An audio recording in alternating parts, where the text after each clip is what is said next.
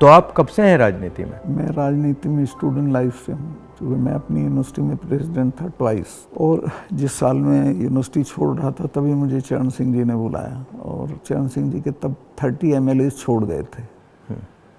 किस साल की बात है? ये दैट इज़ 1973। तो उन्होंने कहा सतपाल देखो बेईमान, मैंने पार्टी बनाई थी किसानों की, मुझे छोड़ दिया। मेरा हाथ पकड़ के उन्होंने बड़ा इमोशनल होकर कहा कि तुम इस पार्टी को संभालो, किसानों की पार्टी है, और किसी से बात मत करो। अभी जाके मेरी मीटिंग है शाम को 5 बजे जिम खाना में, उससे पहले अनाउंस कर दो तुम मेरे साथ हो, और किसी से मत मशवरा। जैसे उन्होंने कहा था वैसे ही किया, और नेक्स्ट डे आ गया कि मैं उनके साथ हूँ। उन्होंने सारी पार्टी मुझे सौंप दी, जनरल सेक्रेटरी बना दिया।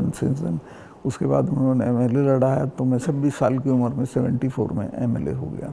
फिर राज्यसभा का मेंबर हुआ, 2 बार लोकसभा का हुआ, मिनिस्टर हुआ, और अब गवर्नर हुआ।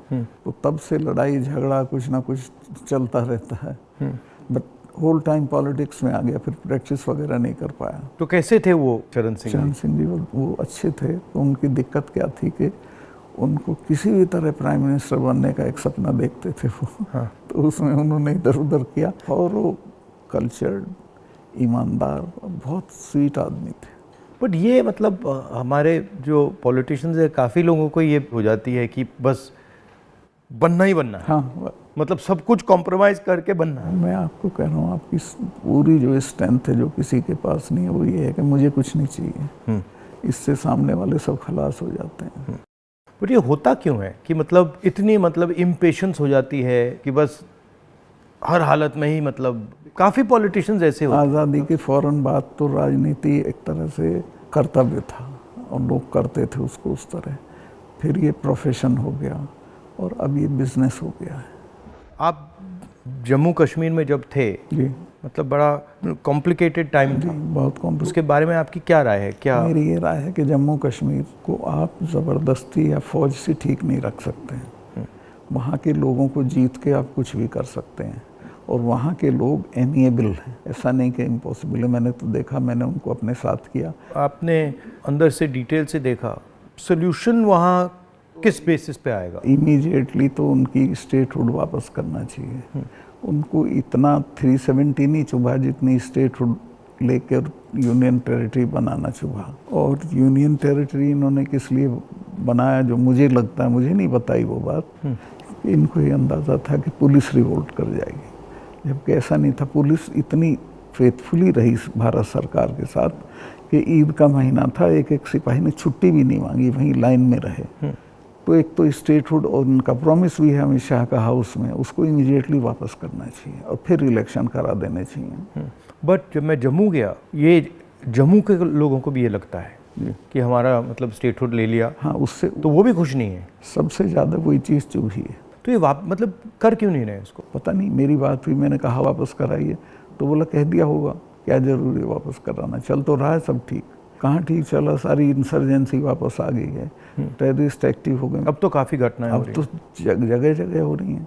राजौरी में रोज़ होता है, ऊपर कश्मीर वैली में रोज़ कुछ ना कुछ होता है। आपकी क्या राय है उसके बारे में, पुलवामा के बारे में? पुलवामा के बारे में मैं ये तो नहीं कहता इन्होंने कराया, बट पुलवामा में इन्होंने उसको इग्नोर किया और पॉलिटिकल इस्तेमाल किया अपने लिए। क्योंकि उसमें इनकी स्पीचेस हैं जिसमें ये कहता है कि जब वोट देने जाओ तो पुलवामा की शहादत को याद रखना। जैसे ही मैंने पुलवामा के बारे में सुना, मुझे पता लगा कि हमारे जो शहीद हैं एयरपोर्ट आ रहे हैं जी, तो मैं सीधा एयरपोर्ट गया। हमारी सिक्योरिटी वालों ने मुझे कहा कि नहीं नहीं नहीं, आप मत जाइए, मगर मैंने कहा मैं जा रहा हूँ। तो मैं एयरपोर्ट में चला गया, और एयरपोर्ट में उस टाइम मुझे कमरे में बंद कर दिया, और मुझे कहा कि देखिए आप कमरे से नहीं निकल सकते। मैंने कहा मतलब?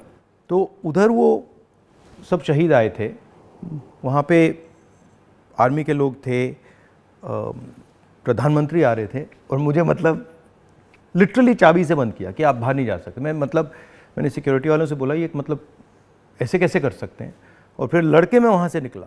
तो मुझे लग रहा था कि एक पूरा वहाँ पे शो सा क्रिएट हो रहा था। हाँ, वो था ही। वो प्रधानमंत्री को श्रीनगर जाना चाहिए था, राजनाथ सिंह आए थे, मैं था, हम लोगों ने श्रद्धांजलि दी थी। प्रधानमंत्री को उसी दिन जाना चाहिए था। नहीं, मगर मुझे उसमें क्या शौक लगा कि ऐसे लग रहा था कि एक कोई बड़ा इवेंट सा हो रहा है। ना, इसके और वहाँ पे प्रधानमंत्री आए हैं और ये पूरा मतलब जैसे देश को दिखा रहे हैं कि भैया देखो, काफ़ी डिस्टेस्टफुल सा था।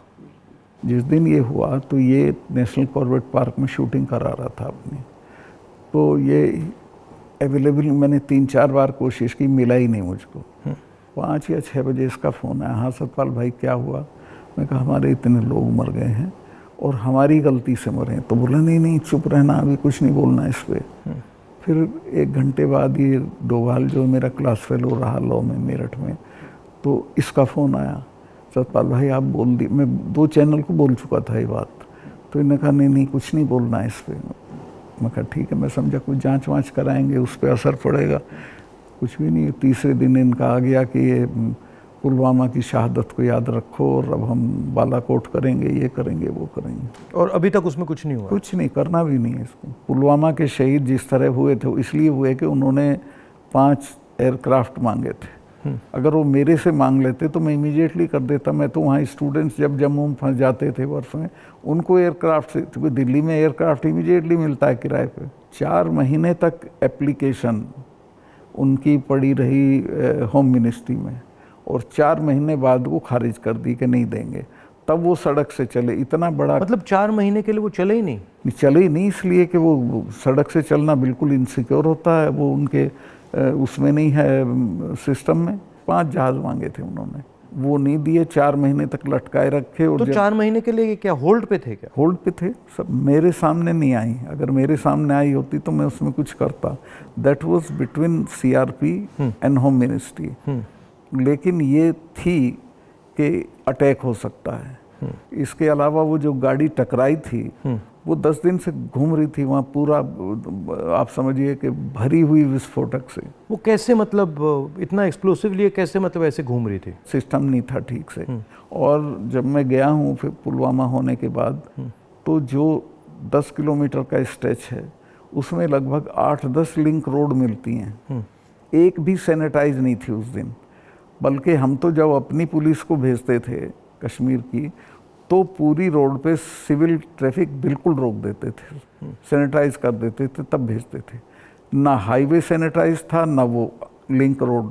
और लिंक रोड जहाँ हाईवे में मिलती है वहाँ रिवाज ये है कि वहाँ एक जिप्सी खड़ी होनी चाहिए जो उसे रोक दे कि नहीं भैया काफिला चला जाए सीआरपी का, तब जाना। ब्लॉक कर कुछ नहीं था, there was nothing like that. तो जब आप वहाँ गए, जैसे पॉलिटिक्स में हम ऐसी घटनाओं में जाते हैं, तो जब हम कहीं पहले पहुँचते हैं, कोई माइंड में कोई फीलिंग आती है, तो इसमें आपकी क्या फीलिंग आई थी जब आप पहली बार वहाँ गए? आप मेरा यकीन करेंगे, आई वॉज इन टीयर्स। और मैंने इसको फ़ोन किया, मुझे नहीं मिला। जब 5 बजे मेरी बात हुई तो मैंने कहा हमारी गलती से हुआ ये। तो बोला नहीं इस पर आपको चुप रहना है। मैं चाहता था कि कुछ सर इसमें कटने चाहिए जिनकी जिम्मेवारी थी। कुछ भी नहीं, किसी का नहीं, कुछ नहीं हुआ। उसको इलेक्शन के लिए यूज़ करना चाहते थे कि ये पाकिस्तान ने किया, हमारे जवान मारे और अब हम हराएंगे। भारत जोड़ो यात्रा में हम वहीं से निकले, एक्चुअली साइट से निकले, पुलवामा से। तो मुझे ये लग रहा था कि जो आपने बोला कि ऐसी जगह पे, स्ट्रेटेजिक जगह पे इतना एक्सप्लोसिव कहाँ से आ गया, कैसे आया, वो मेरे दिमाग में क्वेश्चन था। सारा पाकिस्तान से आया था, बट इतना 600-300 किलो। हाँ, ये बॉर्डर तो हमारा पोरस है, और ये इतना एक्सप्लोसिव इंडिजिनसली प्रोक्योर करते तो वो बात फैल जाती। ये 10-12 क्विंटल तो आया हुआ था, उसमें से ये गाड़ी पूरी भरी थी एक्सप्लोसिव से। और बताया मुझे जब मैं गया कि साहब ये तो 10-12 दिन से घूम रही थी गाड़ी। जो गाड़ी चला रहा था उसका भी, मालिक का, दोनों का टेररिस्ट रिकॉर्ड था। दोनों कई बार गिरफ्तार हो लिए थे, फिर छूट गए थे, फिर गिरफ्तार हुए थे, फिर छूट गए थे। अच्छा। और उन पर कोई निगाह नहीं थी इंटेलिजेंस एजेंसीज की। यहाँ मीडिया में, मतलब मैं देख रहा था, यहाँ पे इतना बड़ा कास्ट सेंसस का मुद्दा है, बट अब आजकल बस इजराइल। कास्ट सेंसस को नहीं दिखा। मतलब जो, चाहे वो अदानी हो, चाहे वो कास्ट सेंसस हो, जो ज़रूरी बातें हैं उसका कुछ नहीं होगा, मगर इजराइल हो, बॉलीवुड हो, क्रिकेट हो, उस पर चलते जाएंगे। अदानी तो आपने इसके चिपका दिया, वो तो छूटेगा नहीं। गांव-गांव चला गया अदानी का। और लोग ये कहते हैं अदानी के यहाँ इसी का रुपया है। हाँ, वो 20,000 का आपने उठाया था, 20,000 का। इतना बड़ा इन्वेस्टमेंट कहाँ से आएगा? कल ही एक स्टोरी आई है कि ये कोयले के प्राइस इन्फ्लेट कर रहा है। वहाँ से इंडोनेशिया से कोयला नाव में जाता है और यहाँ पहुँचते उसकी प्राइस इन्फ्लेट हो जाती है, और फिर लोगों को बिजली के लिए ज़्यादा रेट देना पड़ता है, मगर वो भी मीडिया ने कहीं नहीं उठाया। मुझे खबर ये दी गई कि जिस दिन मैं ये करण थापर का इंटरव्यू किया, इन्होंने बुला के सब चैनल्स को कहा कि खबरदार कोई रिपोर्टिंग नहीं होगी, और अतीक अहमद का केस हो गया और उसको 10 दिन तक हेडलाइन। मैंने वो देखा, मैंने अपनी बहन से कहा कि ये जो आपने पुलवामा की बात की है, इसके कारण ये किया गया है, हाँ, टोटल डिस्ट्रैक्ट करने के लिए। मैंने नोटिस किया जब आपने पुलवामा की बात की तो ये सब डर गए थे, लेकिन अतीक अहमद ने उसको 10 दिन तक खत्म कर दिया, ओवरशैडो कर दिया। बिल्कुल। भारत जोड़ो यात्रा में मुझे एक बात समझ आई कि कितना भी मीडिया पे कंट्रोल हो, अगर आदमी डायरेक्ट जनता के पास जाता है हाँ तो फिर कोई नहीं, तो नहीं चलता। जनता ओनली आंसर है, जनता के पास जाना। और अगर आप जनता के पास जाते हैं तो बहुत जल्दी जनता को बात समझ आ जाती है, वो टाइम नहीं लगता। नहीं, जनता तो अवेयर है देश में, ऐसा नहीं उन्हें मालूम नहीं है, बट उन पे कोई प्लेटफॉर्म नहीं है, कहाँ कहें, किसको कहें। उनके रिप्रेजेंटेटिव भी ऐसे ही गए गुजरे हैं सब। पहले मैंने पार्लियामेंट में स्पीच दी कास्ट सेंसस के बारे में। जब मैं इसकी रिसर्च कर रहा था, मैंने देखा कि हमारे सब इंस्टीट्यूशंस में, चाहे वो मीडिया हो, ब्यूरोक्रेसी हो, जो ओबीसी वर्ग है, जो दलित वर्ग है, जो ट्राइबल वर्ग है, उनका कोई रिप्रेजेंटेशन नहीं है। मतलब आप बिलीव नहीं कर सकते, मीडिया में चाहे आप सबसे बड़े मीडिया हाउसेस देख लीजिए या सारे जो एंकर्स हैं, सारे रिपोर्टर्स देख लीजिए, इसमें एक ओबीसी नहीं है, एक दलित नहीं है, एक ट्राइबल नहीं है। इसके बारे में आपकी क्या राय है? नहीं, मैं तो चूँकि लोहियाइट रहा हूँ, तो लोहिया ने एक बार कहा था कि मुझे कमेटी बनानी थी गोवा की आज़ादी की, तो मैं जब भी कमेटी बनाऊँ उसमें 48% अपर कास्ट आ जाते थे, नाम मांगूँ तो भी वही आते थे। तो ये सिस्टम बन गया यहाँ का। इसको चेंज करने का आपकी राय क्या है? एक तो इसको कंपलसरी करना पड़ेगा, भाई इतने % हो, जैसे नौकरियों में हो गया उस तरह से। और दूसरे उन वर्गों में थोड़ा चेतना बढ़ानी पड़ेगी, भाई तुम इन पेशों में आओ। बट इसमें इंटरेस्टिंग बात यह है कि जो स्थिति है एक्चुअली इंस्टीट्यूशनल स्ट्रक्चर में हिंदुस्तान में, उसके डिटेल्स ओबीसी वर्ग को भी नहीं मालूम, दलित वर्ग को भी नहीं मालूम। आपने थोड़ा, मतलब मैंने तो थोड़ा सा छुआ है, बट एक्चुअली किसी को नहीं मालूम, पता ही नहीं है। सही कह रहे हैं। क्यों? क्योंकि पूरा जो इन्फॉर्मेशन का सिस्टम है उसमें कोई ओबीसी नहीं है, कोई दलित नहीं है, कोई ट्राइबल, वो भी उन्हीं के हाथ में है। तो एक प्रकार से लाउड स्पीकर ऑन कर देते हैं और इतना लाउड करते हैं कि कोई कुछ बोल नहीं सकता है। जैसे आपने पुलवामा की बात की, कास्ट सेंसस की बात की, अदानी की बात की, बस loud speaker, Modi ji loud speaker on कर देते हैं और जितना चिल्लाना चाहो चिल्लाओ, कुछ नहीं होता। कुछ दिन पहले मैं दिल्ली में 3-4 घंटे बढ़इयों के साथ काम किया, तो वो मुझे बता रहे थे कि हम सोफ़ा बनाते हैं, चेयर बनाते हैं, टेबल बनाते हैं, मगर जिस शोरूम में वो बिकता है उसमें हम जा नहीं सकते। मतलब काम हमारा, मेहनत हमारी, मगर फल हमारा नहीं। और इतना गुना एनहांस करके पैसा लेते हैं उसका। इनको तो कुछ मिलता नहीं गरीबों को। ये बहुत ही एक्सप्लॉयटेटिव सिस्टम है। तो अगर आप जीएसटी देखें, जीएसटी भी इनडायरेक्ट टैक्स है, उसमें छोटे व्यापारी, किसान, मजदूर वो टैक्स भरते हैं। डिमोनेटाइजेशन भी उनके खिलाफ हथियार था। किसान आंदोलन में तो आपने काफ़ी कमेंट किया है, वो भी मतलब उनके घर में से पैसे निकालने का तरीका था। नहीं, वो तो इनका मैं बताता हूँ, अगर आप नहीं हटाओगे इस बार तो खेती को तो ये पूरी तरह खत्म, मतलब किसान छोड़ के भाग जाएगा और ये कॉरपोरेट को दे देंगे। इनका ये इरादा है। मैं तो खेती करता था, मेरे गांव में पूरी यूपी की सबसे बड़ी काश्त थी। एक हमारे चाचा थे, उनके पास 2500 बीघा ज़मीन थी। और आज मैं जाता हूँ तो सब के लड़के शहर में आ गए हैं, चूँकि एजुकेशन नहीं है, हेल्थ सर्विसेज नहीं है और सिक्योरिटी नहीं है, तो वो बटाईदार को देके वो धीरे धीरे ख़त्म हो जाएगी खेती।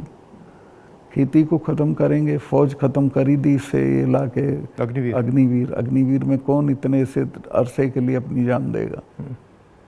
तो ये शने शने सब लोगों को, ये हर इंस्टीट्यूशन को पकड़ के ख़त्म कर देते हैं। इनके मतलब इमीडिएटली ये, चाहे वो सेना हो, सरकार हो, ब्यूरोक्रेसी हो, इलेक्शन कमीशन, जैसे इनके हाथ पड़ता है वो अपने लोगों को बैठा के कुछ ना कुछ उल्टा। मैं आप एक स्टडी करा लीजिए, सेंट्रल यूनिवर्सिटी के जो वाइस चांसलर्स हैं पिछले 1 साल में लगे हैं, वो 100% वो हैं जिनके संघ से कनेक्शन थे।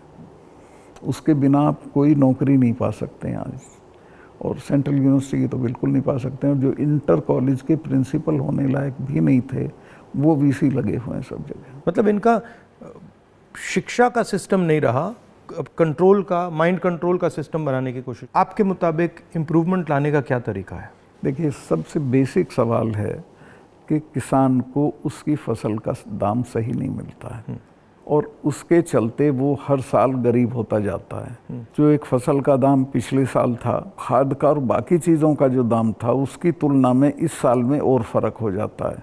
तो उसकी परचेजिंग पावर हर साल कम होती चली जाती है, और उसे पता नहीं चलता।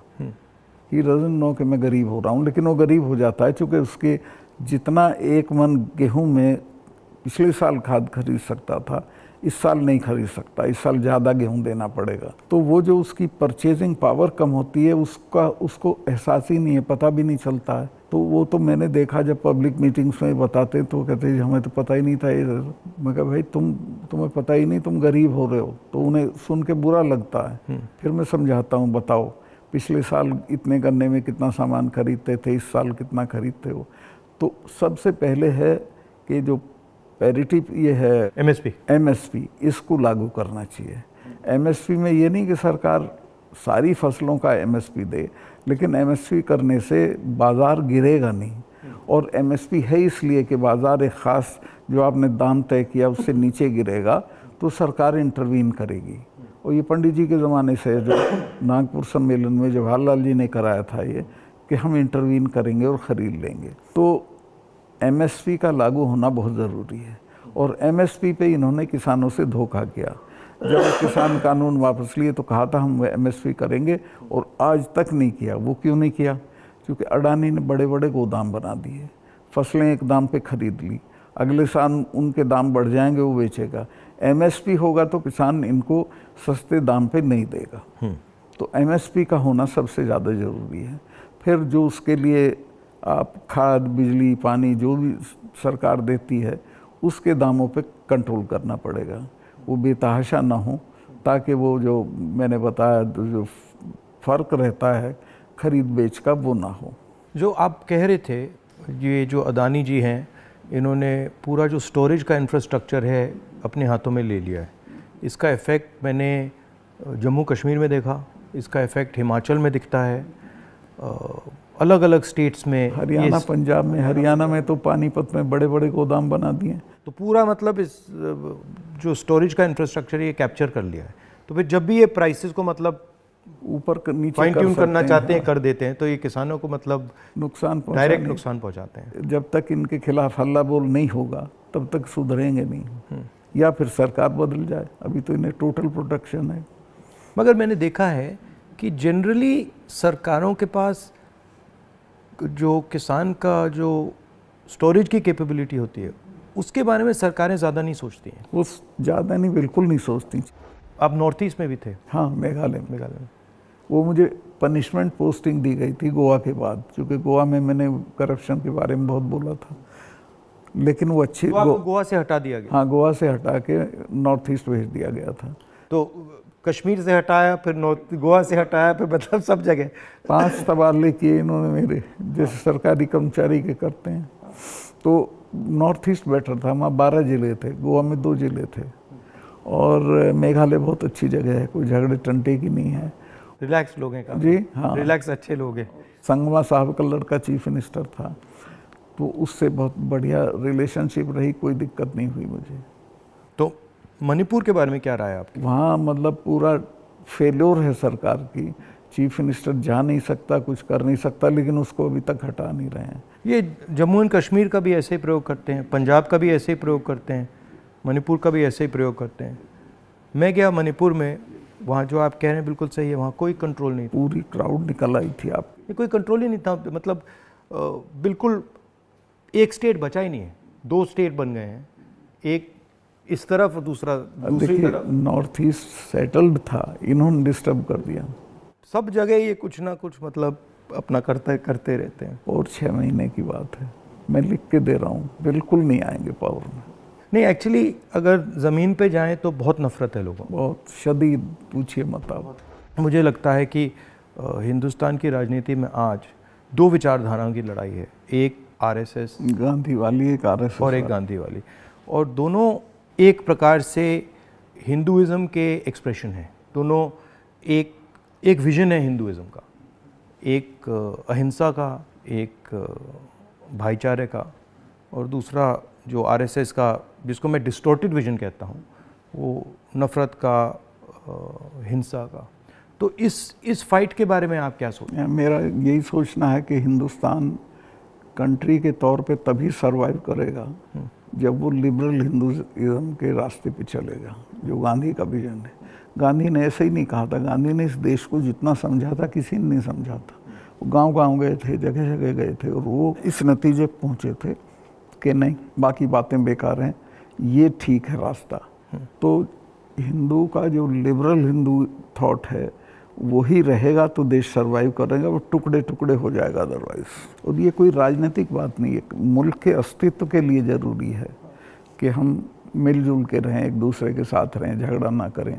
नहीं, झगड़ा होगा तो मुल्क ही नहीं रहेगा ना। हाँ बिल्कुल, तो मुल्क का मतलब ही है कि मतलब भाईचारे से मिलजुल के रहें जी, मिलजुल के लोग रह रहे हैं। तो आपका मतलब काफ़ी सालों से इस लड़ाई में आपका एक्सपीरियंस रहा है, और आप मतलब बहुत सालों से आरएसएस से लड़ रहे हैं। तो आपके मतलब सजेशंस, राय क्या है? मेरी राय ये है कि अपने लोगों में ये प्रचारित हो ठीक से गांधी का, कांग्रेस का जो विजन है कि ये हम क्यों इनसे डिफरेंट हैं, ये क्या चाहते हैं, वो क्यों आपके हक में नहीं है, ये पॉलिटिकल लोग भी नहीं बोलते हैं, उनको ये बोलना चाहिए। और जो आप कह रहे थे, जो क्रिस्टलाइजेशन होना चाहिए पॉलिटिकल लोगों की माइंड में कि भाई ये अब ये राजनीतिक लड़ाई नहीं है, अब ये आइडियोलॉजिकल लड़ाई है, वो क्रिस्टलाइजेशन इतना हो नहीं रहा है। वो नहीं हो रहा है, क्योंकि देखिए हिंदुस्तान का आदमी जो पॉलिटिक्स में एक्टिव है वो राजनीति तक और अपने तक एक्टिव है। वो एक तो पहले तो देश के बारे में उस तरह नहीं सोचता जैसे सोचना चाहिए, और वो जो ब्रॉडर इश्यूज़ हैं उन पे राय नहीं बनाता है, राय जाहिर नहीं करता है, उस पर खड़ा नहीं होता है। तो वो हम पॉलिटिकल लोगों को करना पड़ेगा। और इसमें यह भी है कि जो, जैसे मैंने कहा कि इंफॉर्मेशन का सिस्टम जो है आसानी से राय बनाने भी नहीं देता है, तो डिस्ट्रैक्ट करता रहता है। तो इंफॉर्मेशन का सिस्टम तो वन वे हो गया है, उसमें आपकी बात तो आएगी नहीं, जो दूसरी बात है वो आएगी। और लेकिन एक अच्छी चीज़ हुई है कि लोगों ने टीवी देखना बंद कर दिया, भरोसा चला गया है। इस वक्त हम लोगों की एक ही स्ट्रेंथ है, दैट इज सोशल मीडिया। हम लोगों की बात सोशल मीडिया से फैलती है। ये उसको भी रोकने के सिस्टम ढूंढ रहे हैं, कैसे रोका जाए, वो अभी नहीं हुआ है, लेकिन वो हमारी स्ट्रेंथ है। जो प्रिंटेड मीडिया है, इलेक्ट्रॉनिक है, इस सब को इन्होंने कंट्रोल कर दिया, वन साइडेड कर दिया। लेकिन अच्छी बात यह कि लोग भी उसको समझ गए हैं, तो इनकी बात को यकीन नहीं करते, वो कहते नहीं ये तो गड़बड़ है। आपने कहा कि सोशल मीडिया में मतलब हमारा थोड़ा सा असर है, बट मेरे अकाउंट्स को तो पूरा सप्रेस किया जाता है, जैसे चाहे वो मेरी यूट्यूब हो, फेसबुक हो। नहीं, आपके होगा, पर आपके समर्थन में जो लोग करते हैं वो उसे नहीं रोक सकते। मगर जो वही है आपकी स्ट्रेंथ। जो सेंट्रल मेरा अकाउंट है उसको तो पक्का रोकते, मेरा यूट्यूब अकाउंट को तो पूरा दबा रखा। मेरा भी कुछ नहीं है, कहीं कुछ नहीं आता है, लेकिन जो हम लोगों के पक्ष में बात बोलते हैं वो फैलती है। मैंने देखा है कि जब भी सरकार पे कोई प्रेशर आता है, जैसे अगर कास्ट सेंसस की बात हो, अदानी की बात हो, एमएसपी की बात हो, किसानों की बात हो, तो ये कोई ना कोई गिमिक निकाल देते हैं। और अभी मैंने देखा कि जब मैंने पार्लियामेंट में अदानी की स्पीच दी तो सबसे पहले टीवी ऑफ कर दिया, उसके बाद मुझे पार्लियामेंट से निकाल दिया, और फिर स्पेशल सेशन की बात हुई, उसके बाद स्पेशल सेशन के अंदर भारत या इंडिया का डिस्कशन की बात हुई, और फिर एंड में विमेंस बिल की बात हुई, और विमेंस बिल भी वैसा कि वो 10 साल में आएगा, आज नहीं आएगा ही नहीं कभी। तो ये तरीका जो है, चाहे वो पुलवामा हो, विमेंस बिल हो, डिस्ट्रैक्ट करने का इनका बहुत इफेक्टिव तरीका है। देखिए 2-3 चीज़ें हैं प्रधानमंत्री की। एक तो ये किसी भी चीज़ को वो बना देता है इवेंट, छोटी छोटी चीज़ का, और उसका अपने पक्ष में इस्तेमाल कर लेते हैं। वीमेंस बिल का भी इसने यही किया, औरतों को कुछ मिल नहीं रहा है और एहसास ये करा दिया, पता नहीं कितना बड़ा काम कर दिया। हाँ हाँ, मतलब शो बहुत ग्रैंड शो होता है। जैसे वो पार्लियामेंट की बिल्डिंग, नई बिल्डिंग में जा रहे थे तो कॉन्स्टिट्यूशन को हाथ में पकड़ के पूरा मतलब ड्रामा। नई बिल्डिंग वाला इसकी कोई ज़रूरत नहीं थी, पर उनको पता लगवाना था कि मैंने बनवाई थी एक पार्लियामेंट। लेकिन वो हर चीज़ को उसी तरह से बहुत मैग्लोमेनियक की तरह करते हैं। जैसे पुराना हाउस है, उसमें अगर आप एक्सपेंशन करना चाहते हैं तो सेंट्रल हॉल में आप लोकसभा डाल दीजिए, लोकसभा में आप राज्यसभा डाल दीजिए, हो गया काम। मतलब सेंट्रल हॉल में मतलब वो बिल्डिंग तो उसकी अगर केयर हो भी कई सौ साल चलेगी। हाँ, तो बिल्कुल। और अगर आपको सेंट्रल हॉल चाहिए तो एनेक्सी में सेंट्रल हॉल कर देते। बिल्कुल। तो प्रॉब्लम ही नहीं थी, बट प्रॉब्लम क्रिएट करके, शो करके पूरा मतलब, इससे देश को काफी नुकसान होता है। क्योंकि नुकसान होता है, लेकिन एक अच्छी चीज़ ये है कि लोग इसको समझ रहे हैं। लोग ना समझें तो दिक्कत है, लोग हर चीज़ समझ रहे हैं। मैं तो बिल्कुल नीचे तक जाता हूँ, वो सब बोल रहे हैं इस चीज़ को कि साहब इसको करना वरना कुछ नहीं है, ये ऐसे ही करता रहता है। और एक्चुअली जब मैं इनके भाषण सुनता हूँ और इनकी जो पॉलिसीज़ देखता हूँ तो एक्चुअली डेप्थ नहीं है, डिटेल में नहीं जाते।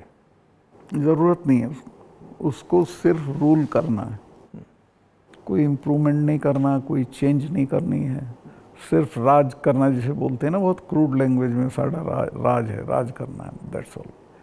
और वो उस तरह से जो जवाबदेही जनता के लिए होती है वो महसूस भी नहीं करते हैं। आपने काफ़ी बहादुरी के साथ जो पुलवामा के बारे में बोला, आपने जो अदानी के बारे में बोला, किसानों के बारे में बोला, तो फिर आपको धमकाया गया, सीबीआई इंक्वायरी कराएगी, सब शुरू हो गया, पूरा इनका सिस्टम चालू हो गया। आप हैरत करेंगे, ये कानून है कि जो शिकायत करता है उसको सज़ा नहीं दी जाती है। मैंने शिकायत की जिनकी की, उनका आज तक इंटरोगेशन नहीं हुआ।